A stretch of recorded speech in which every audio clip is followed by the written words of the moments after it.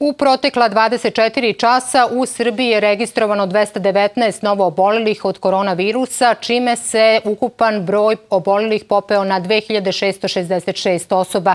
Borbu sa COVID-19 je u protekla 24 sata izgubilo još 4 ljudi. Od početka epidemije ukupno 65. Koronavirus od severa do juga Srbije. U ovom trenutku zabeležen je u 94 mesta. Gotovo svaki drugi oboleli je u Beogradu. Prate ih oni u Nišu, Novom Sadu, Ćupriji, Valjevu, Kruševcu. U posljednja 24 časa imamo još nove 4 osobe koje su preminule kao posljedice infekcije ovim virusom. Preminule su 4 osobe muškog pola. U ovom momentu procenat smrtnosti iznosi 2,43%, a prosječna starost preminulih osoba bila je 64,6 godina.